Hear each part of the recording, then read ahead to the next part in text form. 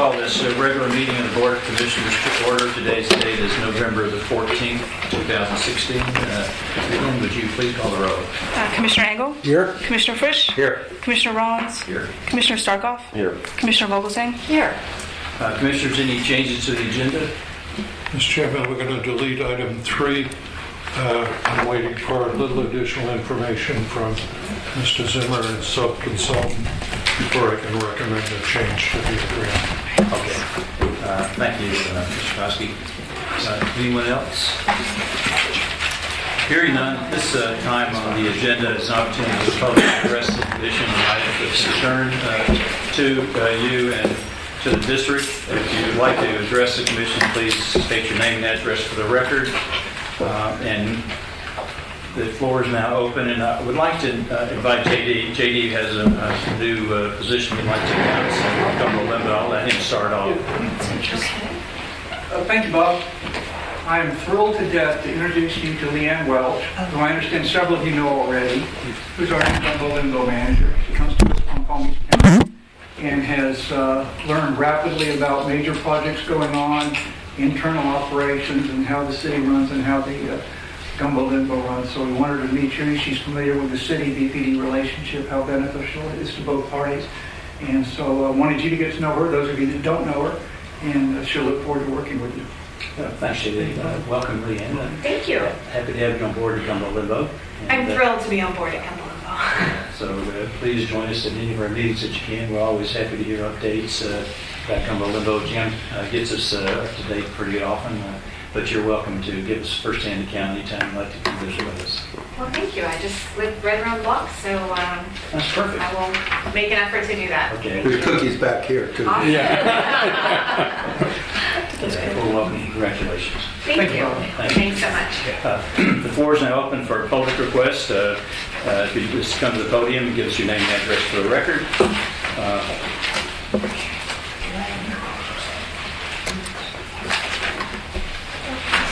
Good evening, members of the Beach and Park Commission. My name is Glenn Groman, and my address is exempt under Florida Statute 119.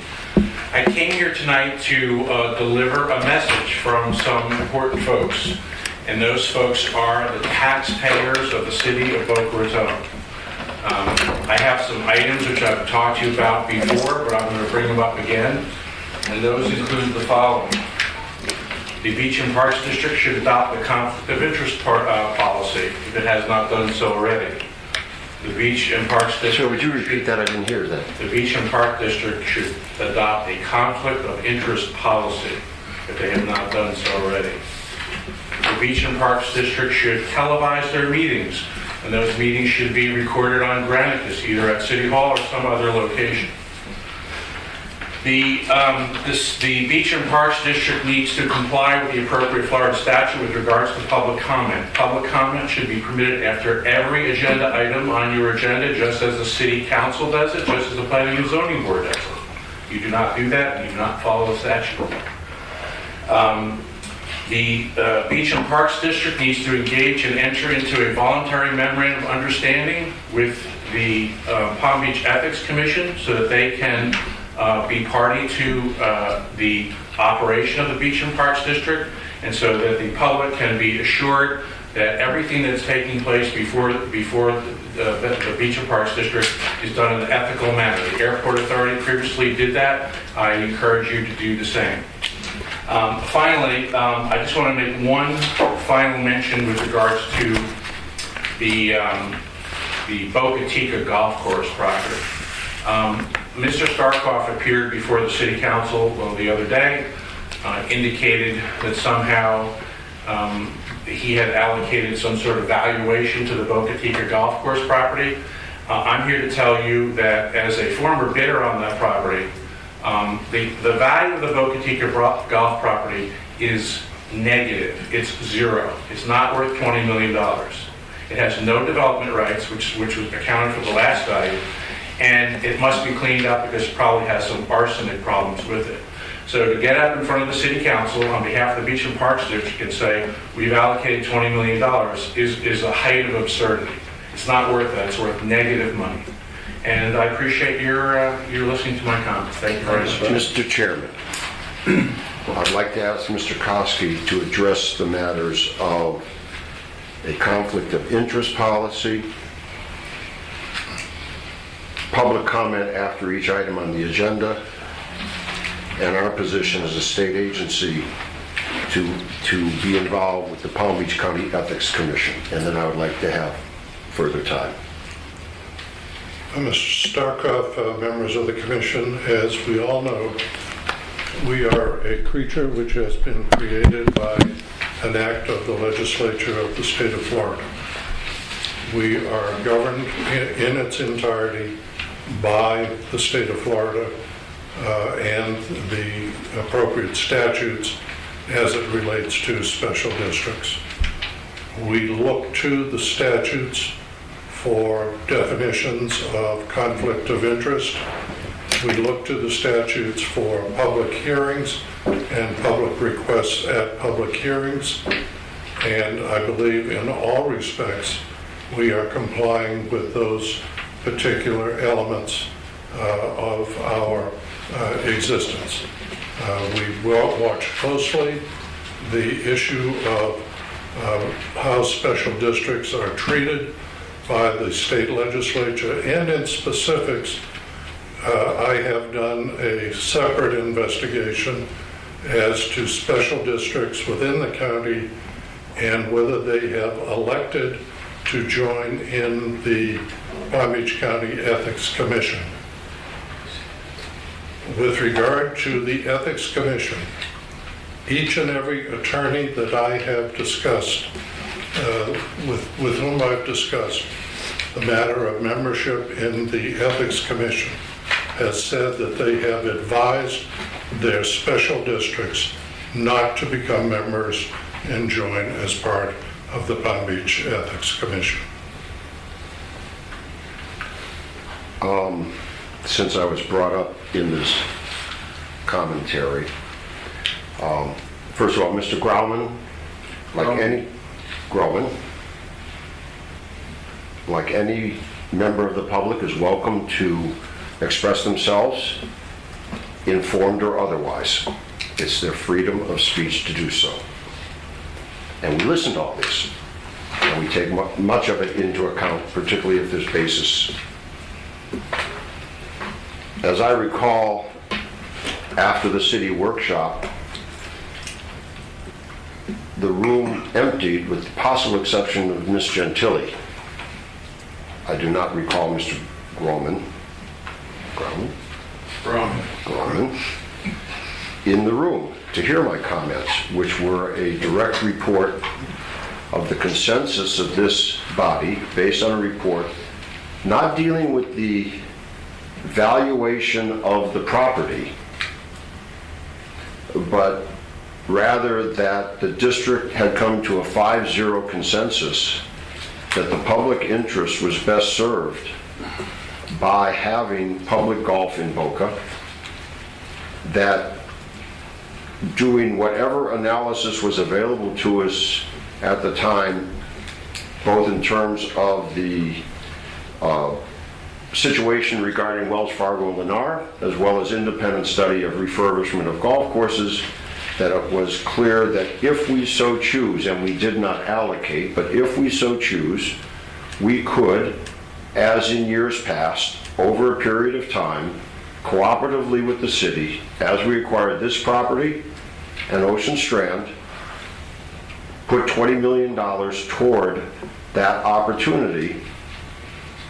And I merely reported that to the city and invited their commentary or their participation and to get back to us. And they accepted that invitation without comment. You certainly can stand up and say a message from the taxpayers, although unlike Mr. Chaffee, who presented 2,000 petitions to City Council signed by residents of Boca Chica, I see no substance of who the taxpayers are that support you, sir.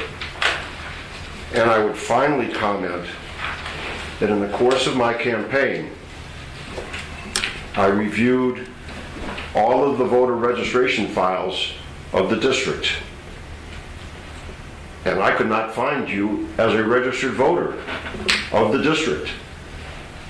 So for all the time, Well, that means you're pretty bad at doing research. I would like to see your voter registration card, because of the official files of the supervisor of elections do not have you listed as a registered That's voter. amazing. That shows you how poor of a researcher you are. Well, would you like, I will certainly retract that comment if you can show to us that for all of your standing up at the microphone and telling us how to operate a government, you are a registered voter. I am a registered voter, and I voted in the last election. Do you I have don't carry around my voter's registration card. It would be absurd for you to even ask me to do that. Your commentary is beyond absurd. Okay? I stand by it. Okay. Thank you, sir. This is not a debate. It's a public request. We've heard the public, and I'd like to move on. Yes, sir. Art, the one thing that you touched on was the conflict of interest statement, and then the issue regarding public requests and comments after each item. I haven't been to enough city council meetings to say unequivocally, but the ones I've been to, I had to sit to wait for the public request section of the agenda to come up to say something. So are we operating in accordance with the Florida statute and our enabling legislation? Yes, sir, and we frequently, if matters arise that require public input during the course of or after discussion of that item before a vote, we consistently allow the public to comment on the item prior to the vote. I think we've demonstrated a greater degree of flexibility than other councils have in that regard. So, Yes, sir. at this point, unless I've scared anybody off, you're welcome to give your name and address for the record, and the podium is yours. I think he went to register. Robert Newgate, 5351 Western Terrace. First of all, I'd like to thank the district for having your public request at the beginning of the meeting. Unlike the city, where we often sit through 3 hours of meetings. So I'm very happy that you have the structure as you do, and you've been very cordial in the many meetings I've been to and attending with the district. And your collegial response has always been very cooperative, even though it may or may not be things that I am directly involved with. Again, we probably all know that we've had some good information here that was passed out today regarding potential cooperative effort on the Ocean Breeze Boca Chica Golf Course.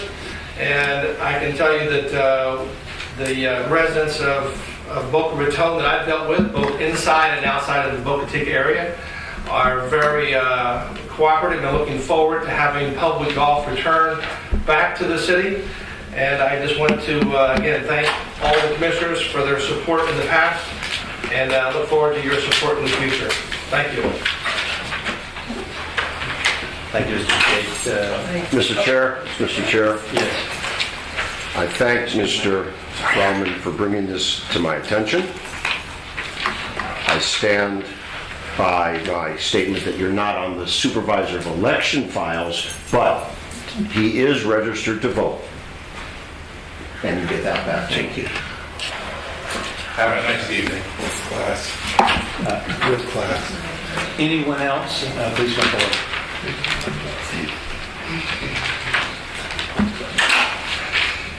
Good afternoon, ladies and gentlemen. Appreciate the opportunity to speak with you, James Andrews.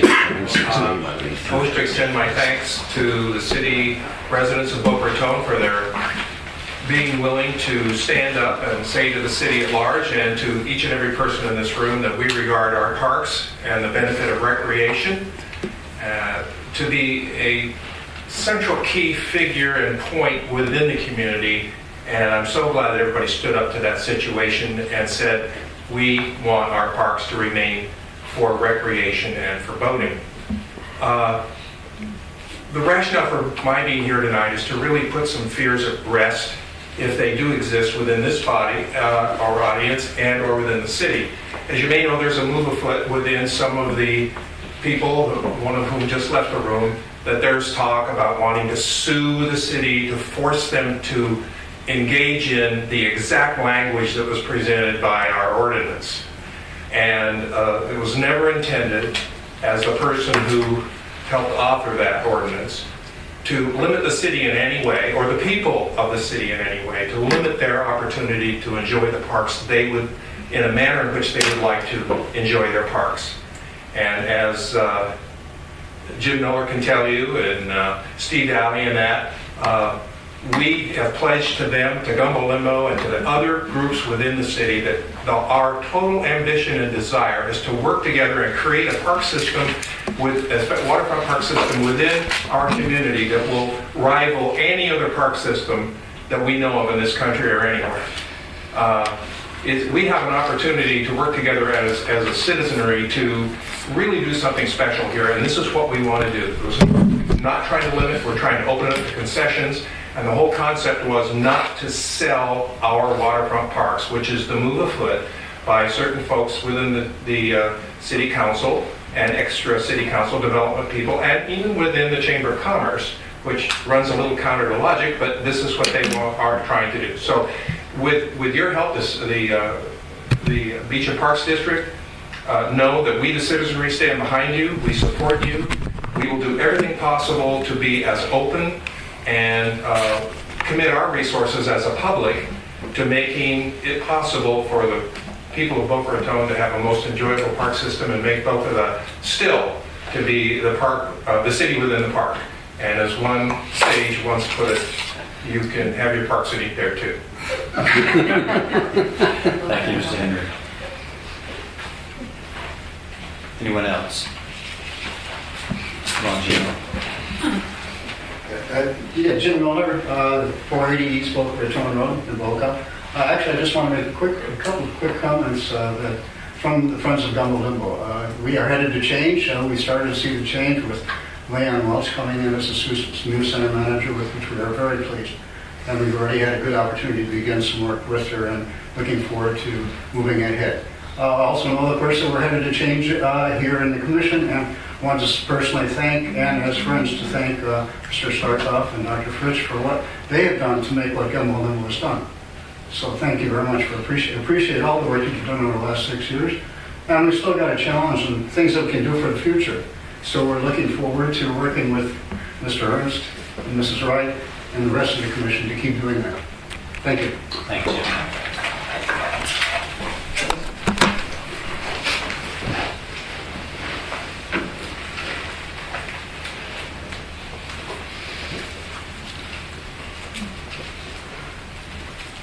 Craig Ernst, 1500 Parkside, Boca Raton,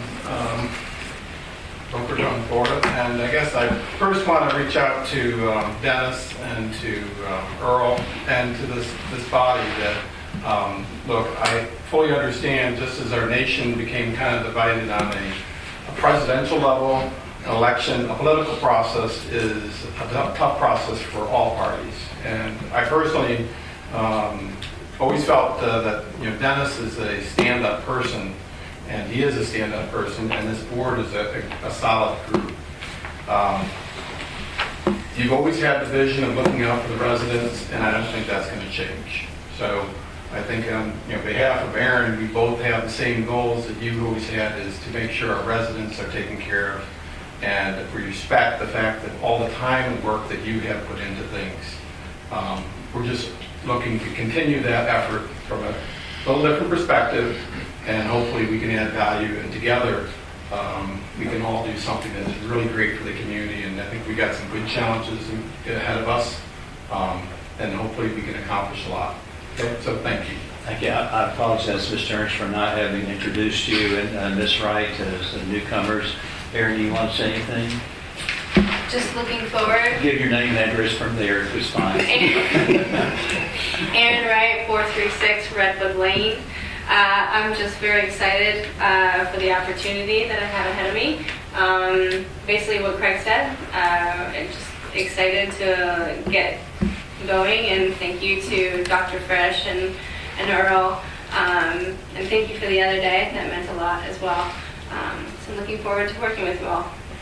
I think I'll just take one comment. I think we have the same perspective and in doing the best job for our constituents and the park systems. I think you can see the work that it's evident that we share that enthusiasm for having the best parks if you travel around to other parks, as I know Craig does, you can detect the difference between what we have available here for our citizens. And it's been a lot of hard work to get it there. Hopefully, we'll be able to continue that on with other projects that we have on the drawing board. So welcome. And we do. We Yeah. really do I know have you the do. best parks, best beaches, Yeah. and the same goal exists. So thank you for everything that you've done to get this far, and hopefully we'll continue on. And we will. We will continue on. There. Okay.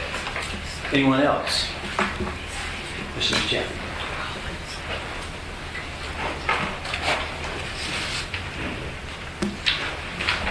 My name is Harold Chaffee. I live at 6200 Northwest 2nd Avenue. I'd just like to thank the board for all that they've done as far as trying to make the Boca Raton Golf Course a real estate endeavor. I'd like to also thank Dennis Frisk and Earl, who basically dedicated, for all the years that they've dedicated to this project, and all the projects that they've completed, and what they've made the beach and park what it is today, for all their years of service. I'd like to thank you very much. Thank you, sir.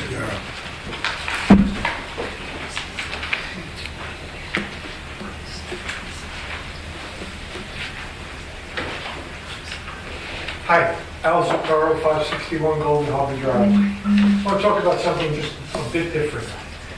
We just talked about great parks and beaches.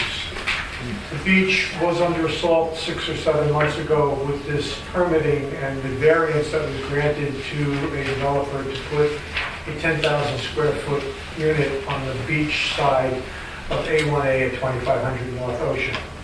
We were told then by 4 of the 5 city commissioners, supported by city staff, that all that was being done was the granting of a variance, and that this had many steps to go before any reality might be attached to it.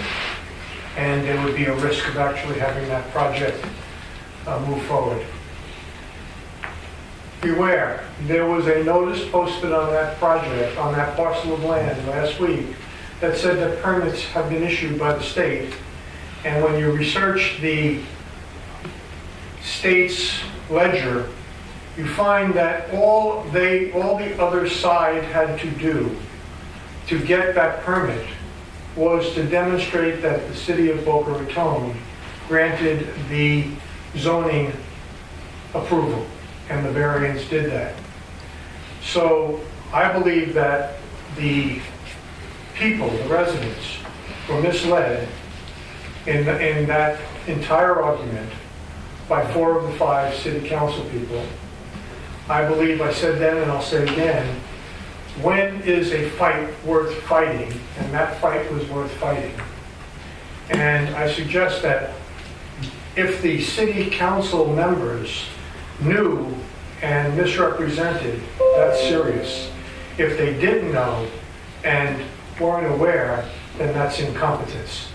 So I just want you to know, whatever you guys can do to prevent any further intrusion on the ocean side of A1A, you really need to take a look at it as a body. Thank you. Thank you, sir.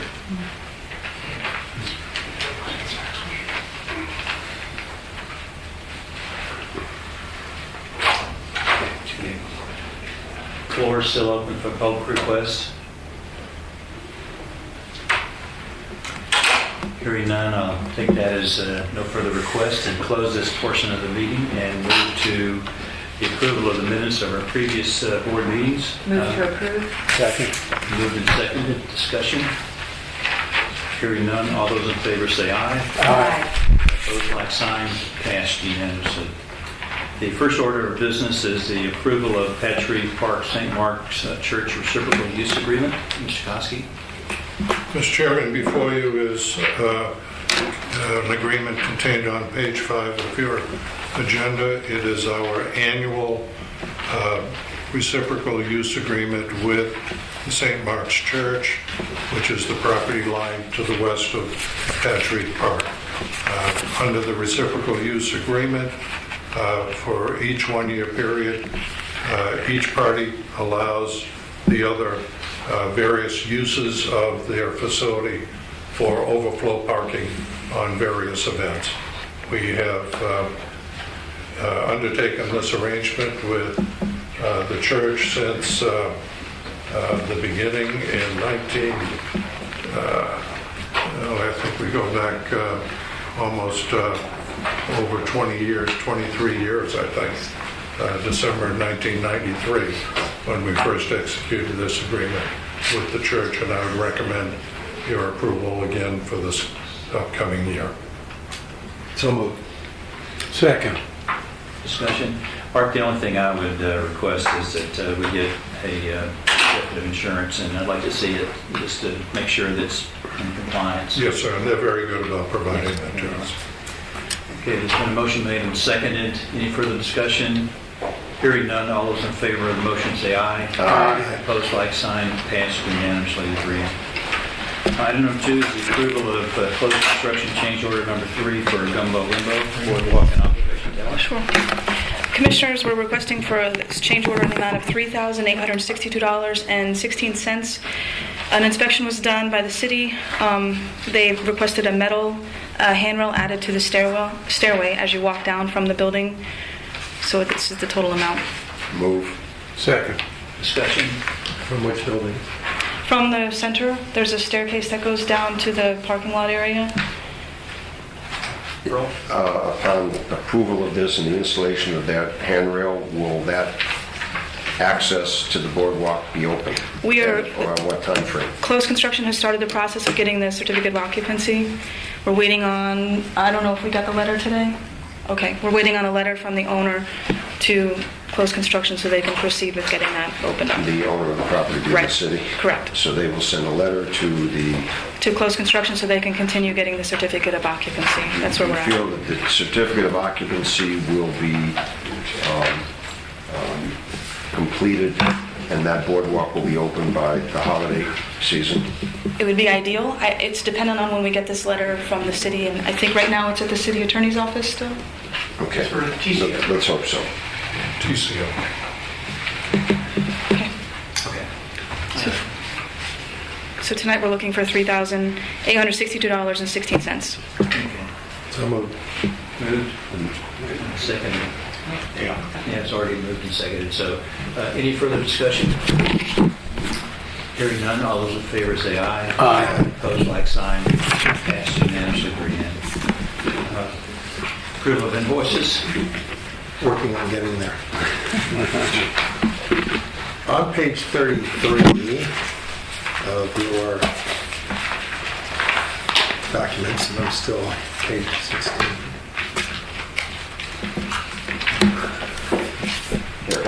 Thanks. You have before you a request for approval in the amount of $57,412.25. Second. Discussion, commissioners. Questions? Hearing none, all those in favor of the motion say aye. Aye. Opposed, like sign. Passed unanimously. Mr. Koski, your report, please. Yes, sir, Mr. Chair. First, let's discuss, if we may, the Ocean Breeze golf course. A number of meetings ago, I was asked to investigate the circumstances surrounding the current ownership of the golf course, and to also provide as much information as I could to the board concerning the future use of the property that surrounds the Boca Raton condominium complex.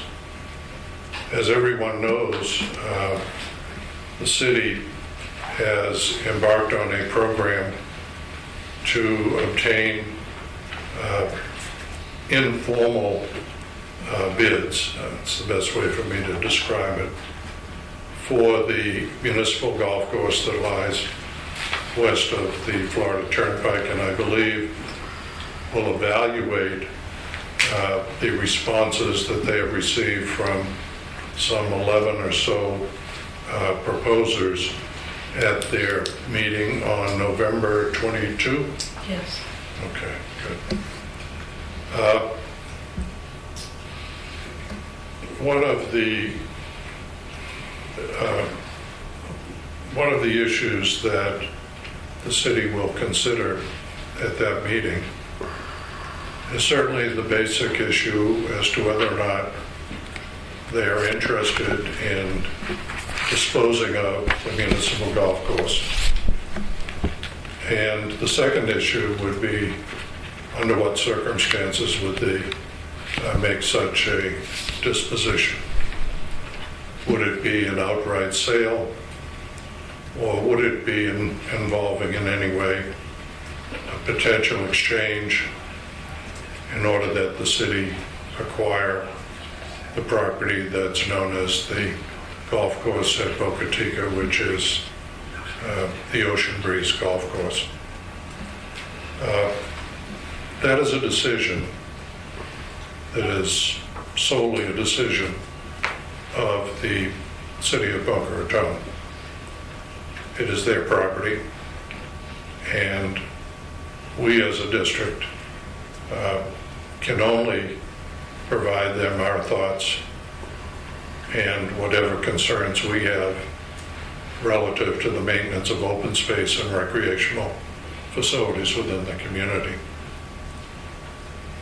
We have formally, through a letter executed by the chair, advised the city in generality that we would do whatever we can to assist them if they were to acquire the property known as Ocean Breeze.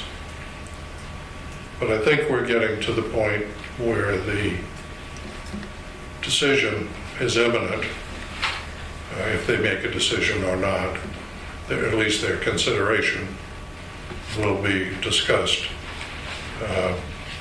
in about a week's time. I would like the opportunity, subject to the consent of this board,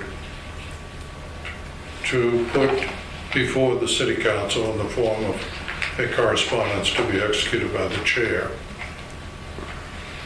a more specific proposal by the district as to what our involvement would be if the city were to consider the acquisition of the Ocean Breeze Golf Course.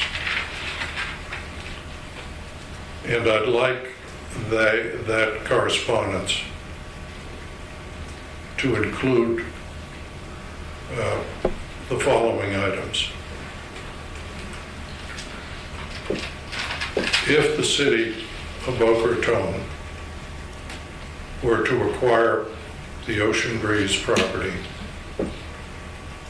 I would like to suggest to the city, and again, all of this is subject to your concurrence, that if such an acquisition were made, that this district would purchase the Ocean Breeze Golf Course from the city of Boca Raton at whatever value happened to be allocated to that property during the acquisition process.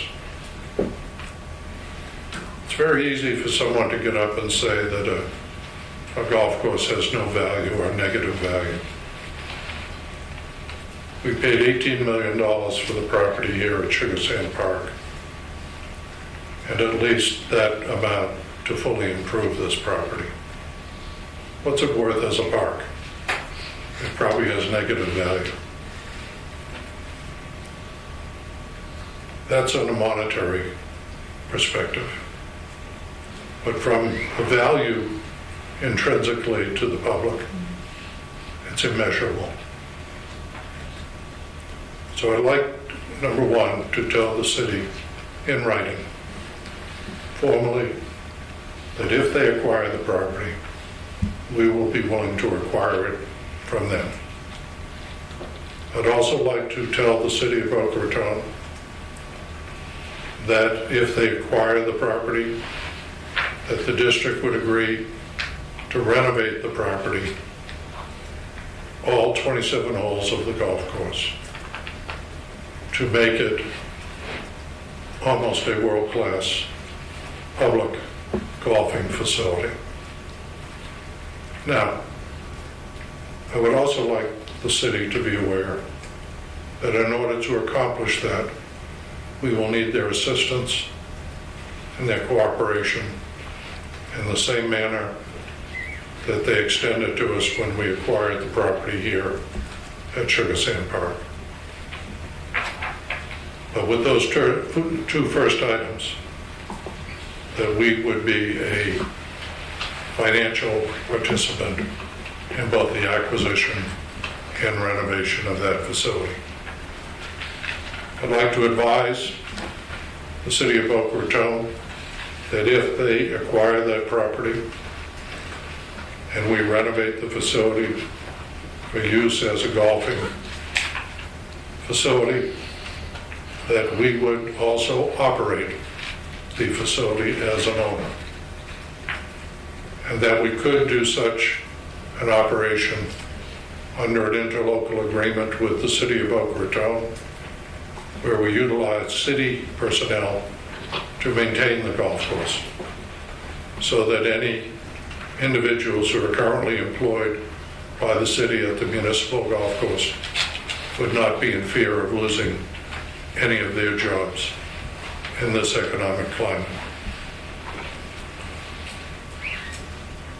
I would also like to advise the city that upon the acquisition of this property by the district, that we would seek other potential opportunities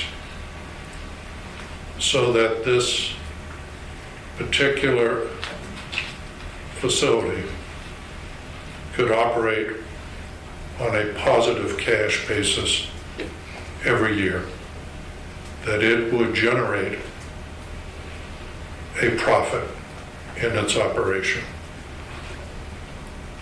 Now, with regard to this particular issue, I've made available to the commissioners and I think to people in the audience a letter that I received as a result of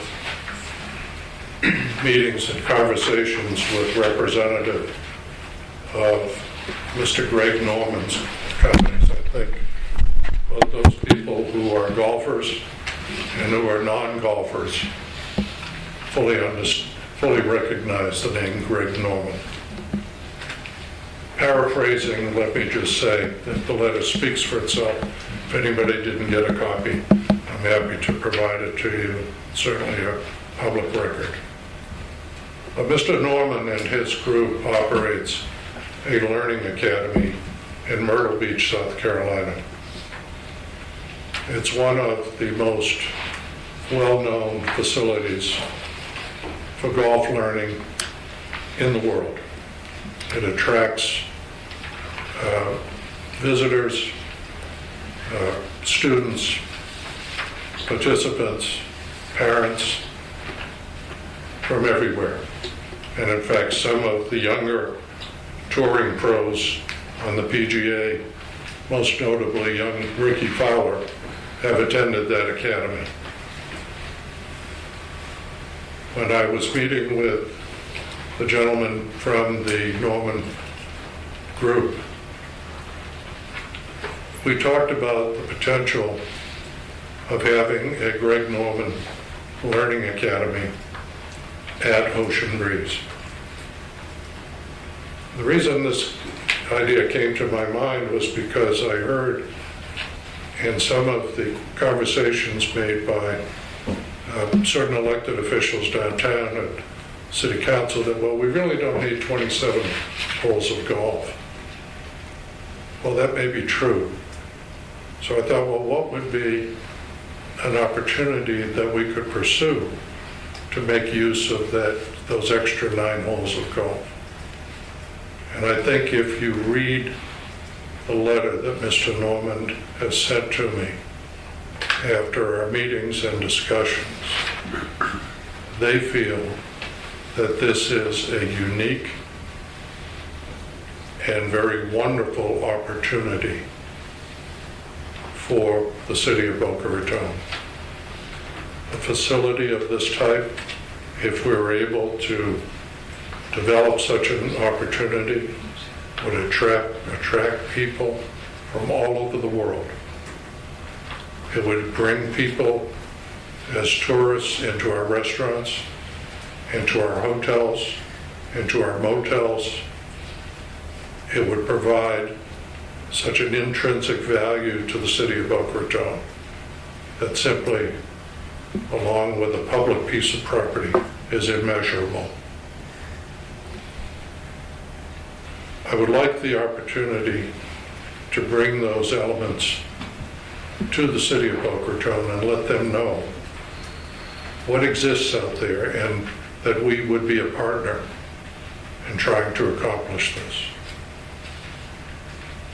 In doing so, this would result in golf remaining as a public recreational element within the city of Boca Raton. This would result in the city retaining maybe even what's more important than golf, that being the open space that is getting to be so diminished within this community, and which open space cannot be replaced. This would result, as I said, in world tourism and world recognition for this community.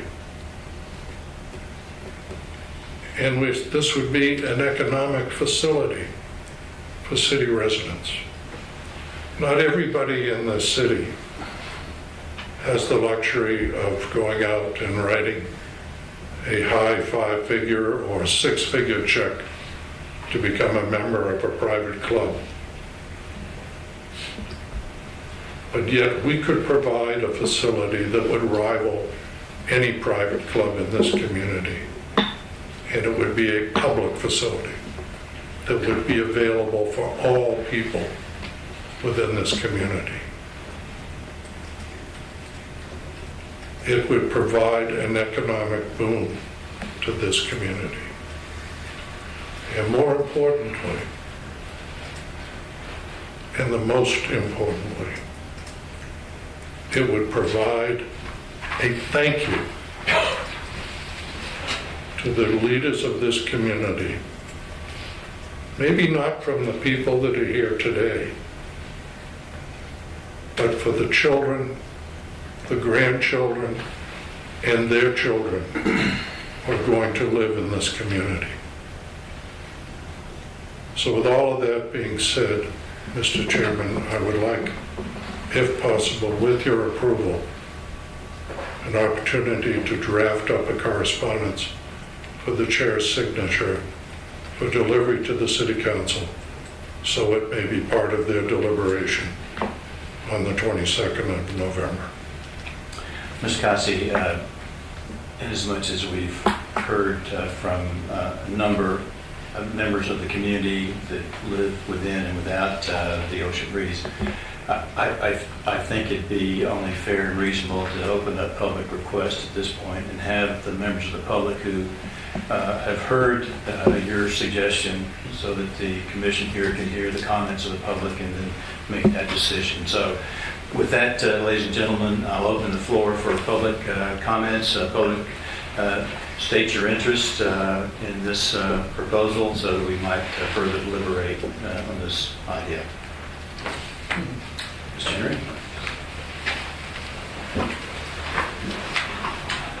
James Henry, 151 Northeast Spanish Trail. This is exactly what we had in mind when we asked the citizens to please consider keeping our parks for recreation and for boating. The idea is a suitable way to bring income if required, but do it in a way that's in keeping with what our parks stand for and what they mean. Not covering them with asphalt and with large buildings that preclude the larger part of the community from being able to enjoy that property, but to embellish the property and make it more livable and more workable for everyone in the community. And that's the spirit by which we presented our our ordinance to the voting public, and our pledge, as I said earlier, to the other park areas and those people that love the parks that they work with and for, Gumbo Limbo in particular, simply because it's the most organized group in the city. But this is so befitting of what we want for our community, and it's really wonderful that we have this opportunity to bring it forward. Thank you. Thank you. Anyone else?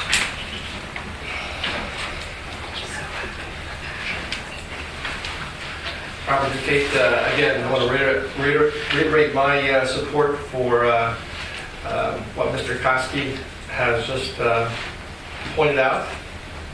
Many of those comments, I can assure you, will be reiterated at next Monday and Tuesday City Council meeting by the residents.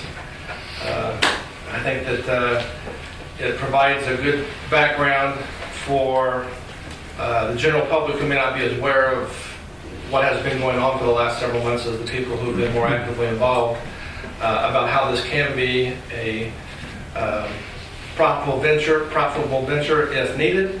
But at the same time, as has often been said, parks are not designed to be a profit-making organization. But I think that the impact of having a 27-hole municipal golf course in the city would be very beneficial to the entire community, as well as the many millions of people who watch professional golf on TV. Yesterday actually, local resident Bernhard Langer won his third consecutive Charles Schwab Cup as the champion of the PGA Champion Tour. We see a lot of professional golfers up north, Palm Beach Gardens and Jupiter. It's good that we have maybe someone more closer to my age representing our city, and we hope that we can bring that type of championship facility to our city public as well. Thank you. Thank you. Ma'am, please come forward, state your name and address for the record. Good evening. Emily Gentili, 2657 North Ocean Boulevard, Boca Raton, Florida. I would just like to say that for a number of different reasons, for economic development, for green space, for having public open space more in the community, I think keeping golf at Boca Chica is a wonderful way to go and a wonderful asset to the city of Boca Raton. And if we can get a world-class golf course in our city, that would highlight our tourism, would also accentuate the fact that we are a world-class city, and I very much support it. Thanks.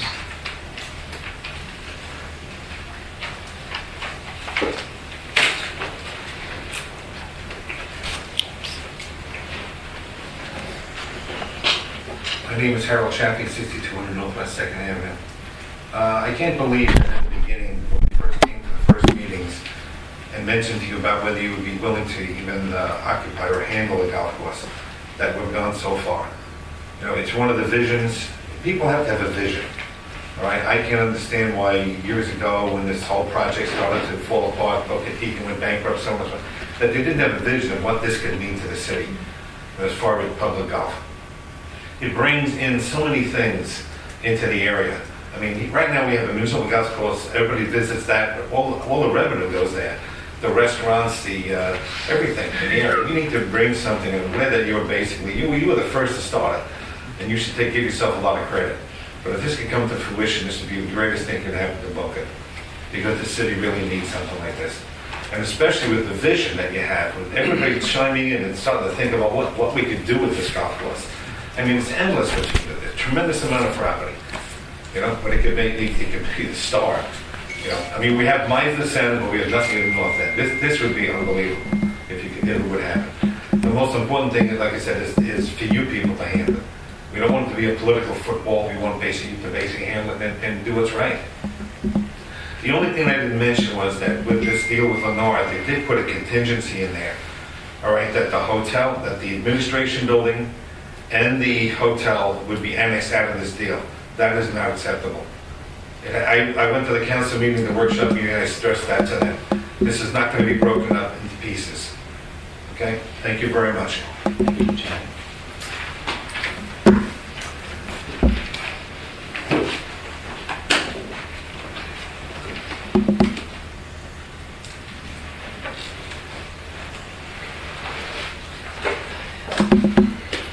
Hi, my name is Regina Eklund, 5201 Northwest 2nd Avenue. I came before your commission in May of this past year and spoke about golf course, and all of you were very receptive, but you said our hands are tied, there's really nothing we can do. Coming back here again today, I'm incredibly encouraged about what your plans are, what you've been able to find out, and how you are supporting this effort for the Boca Raton Golf Course. I'm a resident of Boca Raton, I'm a golfer, and my grandchildren are now starting to play golf and now drive me at the age of 12. So, the thought of a Greg Norman learning facility there is just a dream come true. I cannot thank you enough. I greatly appreciate all of your efforts, and I really support it. So, anything we can do to help the effort, we're willing to do. I've encouraged all of our residents. I'm the president of the board at Boca Raton 7. I'm constantly telling them to write letters, so they are doing that, and I'm glad to see it's working. And we talk about it at every board meeting that we have. So our owners and residents at Boca Raton will be delighted to see you succeed. Thank you so much. I don't know. Hi, Erin Wright, 436 Redwood Lane. I'm still getting used to public speaking, so bear with me. I just wanted to say that I think this sounds like a fantastic opportunity, and that's one of the reasons why I wanted to be on the commission is to keep the green space in the city and try to acquire as much as possible. So that would be fantastic for our kids. And I'm just hoping that the city will work with the commission to get that accomplished so we can have it here in New York. So that sounds great.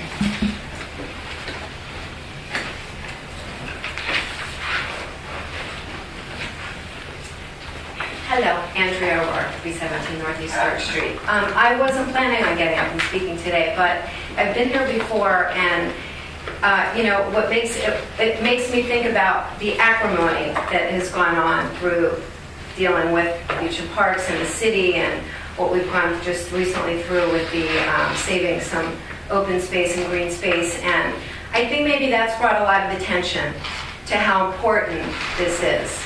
So if it took some acrimony to get to the point that we are now, then that's a good thing, because people are really paying attention. And from my experience, the Beach and Parks District has really stepped up to the plate. I mean, there have been points and times when I've been reached out to say, come and share your point of view. And it's always about, let's do what's in the best interest of the common good of the people and the city of Boca Raton. So this sounds like a great idea if we keep in mind what is for the greater good of the city and the people. Not always look at the dollar signs, but this sounds like it might be a moneymaker as well, which would be a total bonus. We are seeing built-in growth, which is inevitable, but to protect what we have that the people want, have shown that they want so very badly, is very important. So I applaud you all for putting such an effort into this, and thank you. And thank Dr. Frisch and Mr. Starkov for your service, and I congratulate the two new members of Beach and Parks.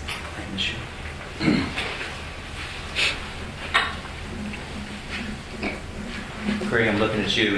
I have nothing to add. It's wonderful.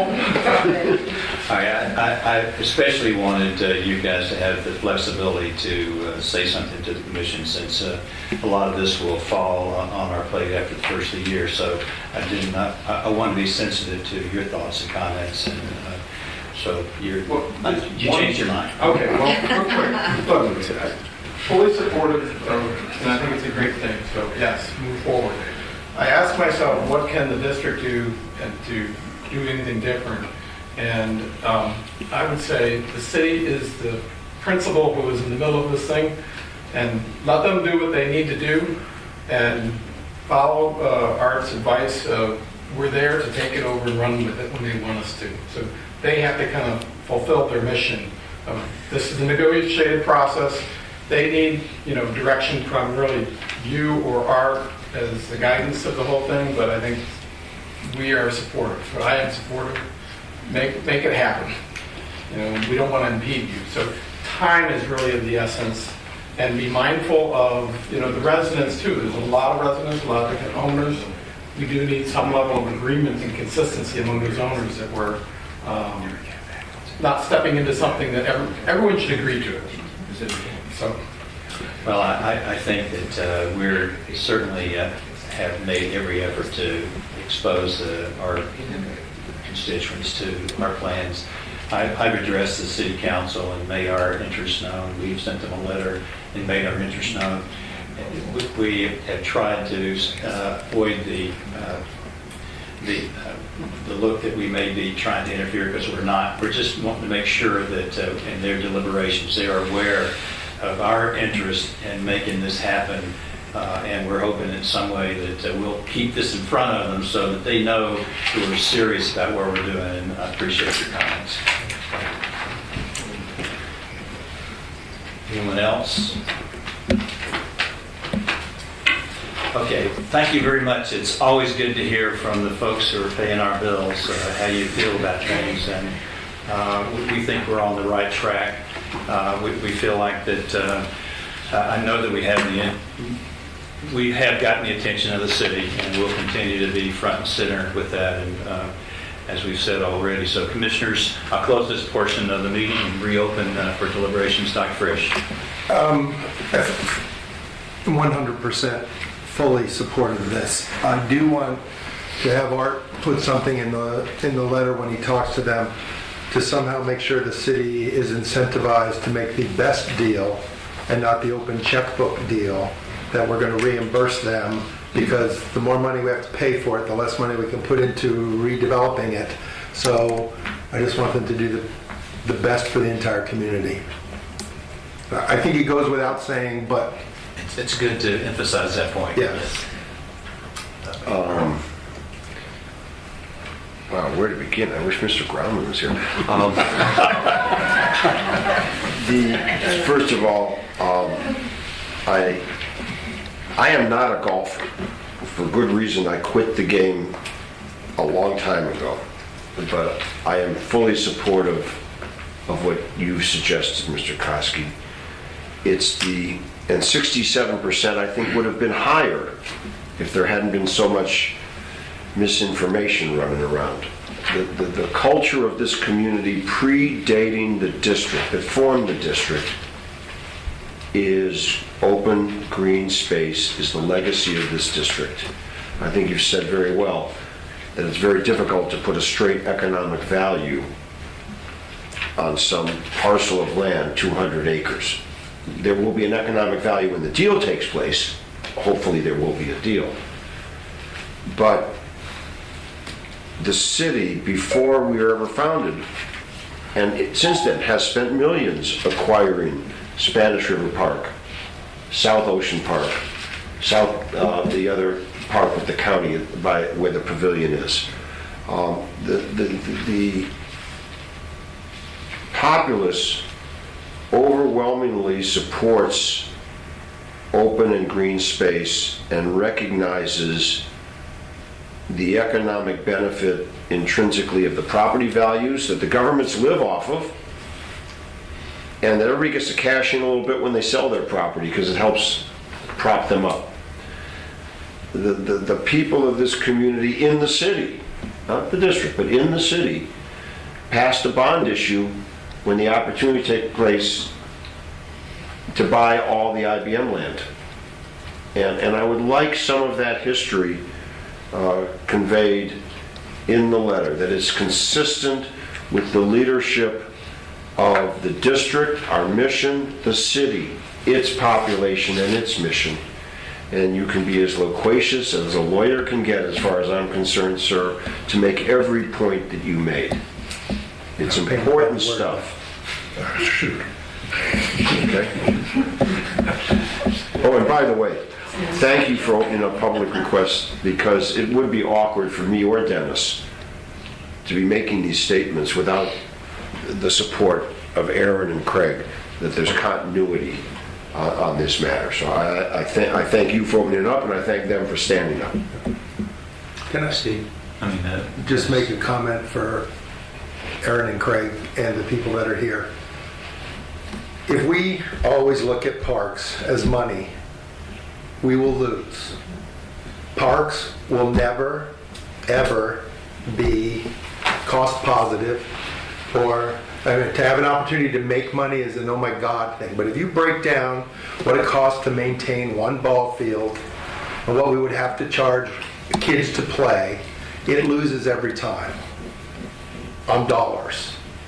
What it does for recreation, for physical health, mental health, for community spirit at large is priceless. And that's what, when things come to be monetized, we all lose. Okay? So that should be the overarching thing that we remember. Green is green, and green can be green forever. Healthy people, we can't put a price on it. anyone else? I just want to add to what everybody else has been saying. I supported this project from the beginning. I still support it. I always will. Whether I'm sitting on this board or I'm not sitting on this board as a private citizen. The other thing I would like to add, in terms of value of parkland, in a previous life I was a real estate appraiser. And one of the best things there was to enhance the value of residential property was proximity to recreational facilities. So, yeah, you can put a dollar value on on what our parks are worth to us, and that dollar value is the fact that the property, and we can take a look at this as evidenced in our own budget by what the property appraiser says, as to the value of residential property in the district. It keeps on increasing, and one of the reasons it keeps on increasing is because of the parks that we have and because of the job we do in partnership with the city in making those parks the gems that they are. And I have every confidence that that Ocean Breeze will become another one of those gems. And it will, and that it will add not only to the intrinsic value of residents of Boca Raton, but for the residents of the city as a whole. And as Mr. Koski said, that it will not only be a public facility for us, but it will also be a world-class facility. I've heard talk about, Boca Raton needs to be put on the map as forgive me if I can't recall the exact wording, but on a par with Paris and Miami and New York. This is one of the ways you do it. We don't have to be a city of 2 million people or even 200,000 people. We can just be the city that we are and that we can be, and we will be on the map. Can you top that? I cannot top that. I stayed up all night on that. I agree with everyone. I think we should do whatever it takes to make this happen. I'm a little concerned with Mr. Roman's concern about arsenic. Is there a way you can refute that? I don't have a problem. Okay. I'm a new golfer, so this would be thrilling. But a few years ago, we had Mr. Roman's son here who had recently revamped the Pompano Municipal Course and made it into a money-making opportunity for the city of Pompano. So there's nothing stopping us from making money, even though this is not what we're doing this for. So, and I'd like to welcome Mr. Ernst and Mrs. Wright. But I'm going to miss my buddies over here too. So we'll make it happen. Well, Art, I think that you have clearance to put the letter together as loquacious as you would like to. And I would say that one of the things that hasn't been mentioned but was touched on by one of the speakers here this evening is the expediency of doing this project. I mean, we've been on this for quite a few months, making our position known to the city. And so far as I know, there hasn't been so much as a, yeah, we'll take that under consideration. But I hope that your letter will get some response. The longer we delay, the less time I'll be able to play on that golf course. So I'd like to see it sooner than later. And the sooner we get it going is, the longer we delay, the more cost it is to bring the course back. So I think that it's evident that we have the support. I've talked to people at various times about this arrangement, and they're just saying, well, what took you so long? So it's something that's out there. I think that I've had no negative comments from this. I think I read one in the paper from someone, but that's been the extent of it. So you're free to get the letter drafted, and I look forward to signing off on that. Thank you. Okay. Anything else? Well, everybody has probably seen the big screen going from picture to picture. This, Brianne, why don't you tell everybody what we've got up there? We've got the playground under construction. This picture was taken 2 weeks ago. And this kind of shows how this is no ordinary playground. I find it hard to even call it a playground because it's a monstrous structure. And I took this picture just to show how large it is and how much progress is being made. They're pouring concrete today, so that's happening, which is exciting. We'll start to see the surface come in the future. But a lot of progress has been made. I've walked up in there, I've been up in there, and I can't even express how phenomenal this is going to look when it's finally done and open and ready. Well, There's nothing like this. I think it's important to discuss the scope of the project compared to what we had before, because it's about twice the size as what we had. And the reason being is we made this wheelchair accessible, so in compliance with the ADA. So this will be available to all children of any physical ability to use that park, and that's what's taken the time because we had to go back and redesign this after we had already gotten the first cut on it. So correct, even down to getting into the dinosaur is not going to be a sand pit anymore. It's going to be rubberized surface. There's going to be accessibility to every single component out there. So I think we can thank Ms. Gottfried for her input on that and getting it to this point here. I didn't see the other photos because my back was there. You want to? Oh, I can certainly start the slideshow up. It starts from the beginning of construction, just like 14 pictures. So, hold on, I'll tell you when it starts over. Okay. There we go. Don't look at it yet. So what are we looking at there? That's some of the new, Okay. the new material. Those are some of the new posts. Okay. And that's composite. With the creosoted post. Correct. So this is an aerial shot when the construction had started. Another aerial shot just to show this. A lot of that was the old pieces. This is when construction first started. We took out some of the equipment that was out there. This is again. Can you stop it there? Yeah. Just so everybody fully understands the complexity of this structure. One more back.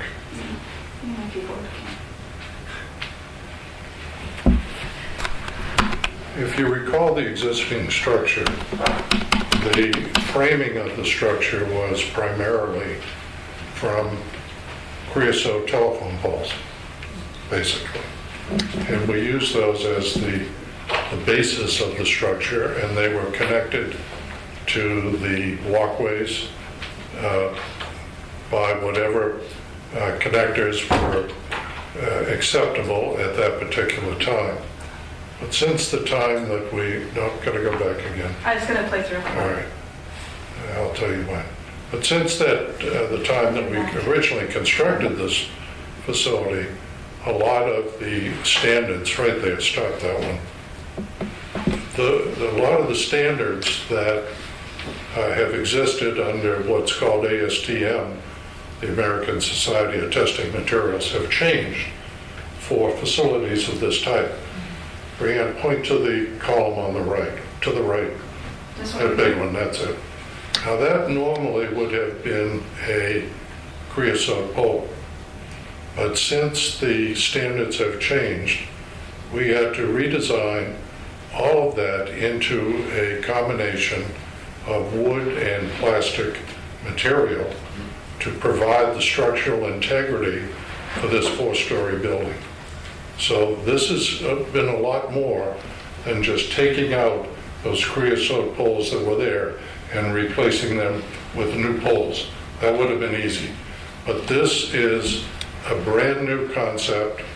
I am confident it is going to be reproduced all throughout the United States. And believe me, when you see it in its final form, this will be something. All right, this Thank is you. the pole you're talking about that's been No, replaced? right on the bottom. This right here? That one right there. Okay. It's wrapped. Is this the one that's there now? Or the one Yeah, that's- it's there now, yes. You'll see out there several of the cylinder poles here were replaced with the... The all-new laminate composite material. Correct.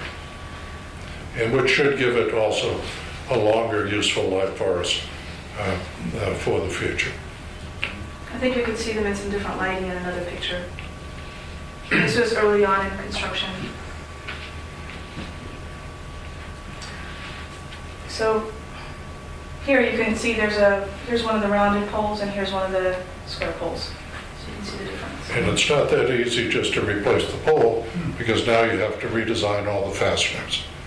And we're actually fabricating some of the fasteners for each of these facilities to connect to the floor joist and the other horizontal members. Art is the expected life, what Brianna is the expected life of the pole, given its new type, longer than... Yes. Yes. We're probably looking at a 50-year useful life as compared to a 25-year life with a standard creosote pole, and maybe even a little bit longer because we're embarking on new territory. So we'll keep an eye on it, keep it in good condition, and hopefully it'll be here for quite some time. We've changed the drainage of the water feature on the playground to make sure that the water doesn't sit around the poles. I think you had a question. The change from the creosote poles to this new fabrication, was that a condition of the creosote having some toxicity? No.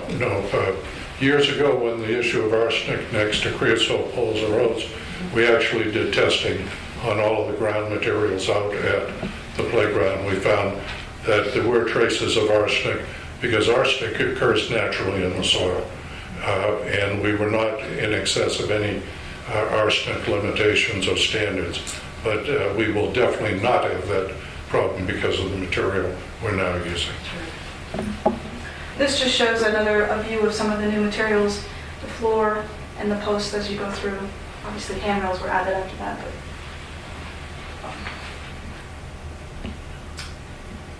But this picture, I put this in here just to show some of the detail of some of the artwork that's going into this whole project. If you look inside of here, it looks like a coral reef. So there's people out there putting little plants and fish in place to make sure that these details look very real and very lively. It looks really good. So, lots of details. Thank you, Brian. We got them from a tank at Gumbo Limbo.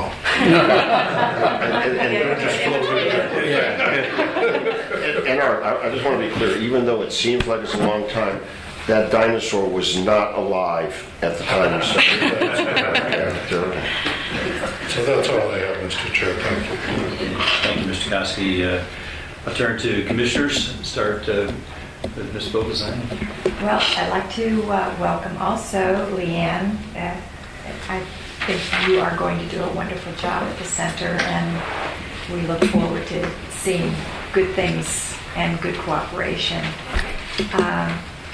I think all my points that I had were with the playground. And do we have an opening date?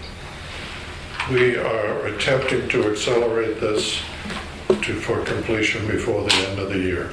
With Hurricane Matthew, we got set back a little bit with some rain. The pouring of the concrete got impacted a little bit, but we're pouring. We have concrete trucks out there today. We had to remove more trees than expected. Yeah, and we're just trying to wrap it up. We're within the matter of a few weeks right now. Mr. Meadmore. It's been a long day. First, Craig, Aaron, congratulations. And I'd like to welcome you to the board. And to the extent that I can, within sunshine laws I'm available if you have any questions, any stories, anything at all you want to talk to me about, please feel free. And you guys, I haven't finished making you suffer yet. But thank you. You've both been a valuable resource to me in my first term. And you both laughed at my jokes, so we're fine. I do have one topic I want to get to, but before I do, certainly welcome to Aaron and Craig. As Aaron alluded, we had a chance to get together the day after the election, and it was not the pained handshake that you saw between Trump and Obama in the White House. I'm really, I'm sorry to go. It was a great 12 years, but Aaron, okay, and you just have to get your legs under you, and I think everything will be fine. The topic that I want to get to is, because I'm not done yet, I hope I didn't silence this crowd by my outburst to Mr. Grauman, but it just ate at me a little bit. The city voters, 67% said what they wanted to be done with the parcel at Palmetto and Intracoastal Waterway. And I don't want to call it the wildflower parcel. It's not. It's the people's parcel bought by the city. It's city property. It's also district constituents accessible. For many years, and this is part of the partnership, we provide all the funding on city land, Gumbo, Limbo, Red Reef Park, and the golf course there. We provide, and I sat in that chair when Mr. Annell appeared in 2004 and said, we have this land on Spanish River Boulevard, and if it's our land, if you, the district, would provide the funding, together we will build what is now the DeHornley Athletic Complex. We have done this over and over again, and in that respect we are a financial arm to help the city meet its mission and its residents meet its mission. So I believe it's totally appropriate, besides what interest we took in the golf course, but here again, for that acreage downtown. The visioning session, for those that attended, was wonderful. The idea of master planning, whether it's just the 2.5 acres or the whole thing with the boat ramp, however that goes about, is going to be 2-3 years. And I believe that we at the district, for our constituents, whether they live out west in the county area or the thousands that will be arriving downtown, there are constituents. And this is something I'm also saying to Aaron and Craig. There's a difference between the city and the district, but we share those residents, just like the school district does. And I would like Mr. Koski, by the next meeting, while I'm still here, to come back to us with what the city's plans are for that space. I would like to see the fence come down. I would like to see, I drove by there recently since the election, I'd like to see all that asphalt ripped up for the cost of a bulldozer, an irrigation system, and grass. I would like to see some picnic tables. I would like to see some passive space that we can help make this open and accessible while the city master plans what they're going to do with it for the next 2-3 years. The city had some plans, they had some concerns, the residents brought them up, and okay, whatever they had in mind, fine, that was then. What do they have in mind now? What were some of those thoughts? There may be things they're considering that we haven't thought of, but I would like a full report as to what the plans are. I would like some input from Mr. Koski in terms of what we might be able to do from a funding standpoint and in cooperation with the city. And let's get that fence down. There's nothing that I can consider that we would be doing, ripping up asphalt and putting down sod. In some fashion, most of that is going to be needed to be done anyways. That asphalt's going to have to go. So I think we have an opportunity to help the city and our constituents and the city residents. We did this at we maintained Meisner Park. I think that I know it sounds like a lot of money, folks, but for $200,000, that space could be made available for the next 2-3 years while the city figures out what its master plans are. And I'd like to have some report back that this body could take an action on to suggest back to the city. Art, is that parcel in the downtown redevelopment area? It's just outside of it. The boundary is the restaurant on the other side of Fifth Avenue, okay? I guess the middle of Fifth Avenue. So that was my serious topic. We need to support the 67% vote. Done. Just a couple quick things. I agree with what Earl just said, but we'll caution the people here that the district can only be involved if we're invited by the city, because it is city property and paid for by the city taxpayers. I'm quite certain the commissioners would welcome the opportunity to participate, but we have to be asked. For our guest who left earlier, he commented on televising the meetings in the new swim and racket center. And for all of you crowded in, what was once characterized as a Taj Mahal is not, but there will be new headquarters for the district, and that will include the ability to televise the meeting through this for broadcasting and bigger area for public seating. And last, I want to know more about Phase 2, because during the campaign, I was led by a couple people to believe that Phase 2, the police department and city people are looking at putting a gun range and a skid driving skid track out there. As I've said before, green space is green space. I love our police, I love our fire, I love our public servants. We can put a gun range anywhere. We've got enough empty warehouse spaces you can put it in. We can close down a road to learn to drive skid track, but we can't get more green. So we need to do whatever it is to get Phase 2 back on track and get those fields developed and get Meisner Park lit up and the public restroom for the people who have their dogs there. But that needs to stay green and get greener. That's all I have. Thank you, Dr. Frisch. If I may, I forgot one thing. Motion to... Okay. No, I am in a hurry tonight. My granddaughter became a teenager today, so I do want to get out of here. Congratulations. Yesterday, I went to Dorhornley at sunset because we actually wanted to see the moon rise, and it was a great place to see it, where it's the closest to the Earth since 1948. So we went over to Dorhornley as quickly as we could, figure out what time the moon came up.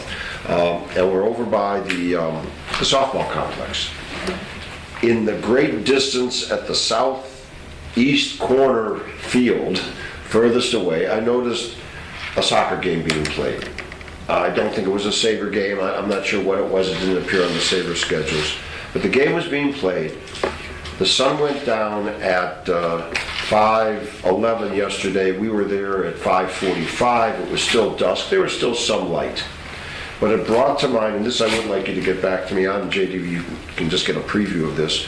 I'd like to find out what the city rec services policy is regarding lighting fields for users. I really believe that, I know people have complained to me that lights are turned on and maybe at the precise moment of 8 o'clock they're turned off and people are still trying to get out of the park. Yesterday, the game ended when it was dark, and that happened to be 6 o'clock, which is when the park closed. But it's my contention that the lights should be on, people should be playing safely, They should have safe egress from the park. And just because a park closes at 6 o'clock doesn't mean that everybody who services that in terms of city personnel leaves at 6 o'clock. Close the park, see the patrons out safely, and then close the park. So I'd like to get some more information on that at the next meeting so that we can make sure that those who pay for the park with their tax dollars get their full usage of it. Thank you, Rob. Like I said, I ain't done yet. Speaking of the lighting project, we have a lighting project here in Sugar Sand. Note that we have some of the new LED lighting by the field house. What about the rest of the park? Is that? It's being included in a new RFP being prepared by Zimmer Consultants. Okay, we'll talk more about that. Yes. Okay. I myself, I think that the people who attend our meetings, the members of the public, are, if they haven't noticed it, I'll point it out, is we don't have a clock up on the wall that says how many minutes you're allowed to speak. Because we want to hear what folks have to say, and we hope that we come across as being courteous and receptive to your comments, because it's certainly clearly our intention to do that. Could we put one up for early? Well, you remember a day I brought Just one of the sand ones is fine. That'll be all right. Yeah, you need a gong. But in all seriousness, and I'll save my party comments for our final meeting, but like everyone else, we've had some great dynamics with this group where we've come together on projects, and we've had 4-to-1 votes. I've been in the minority on occasion. Others have been on the minority on more occasions, but and right.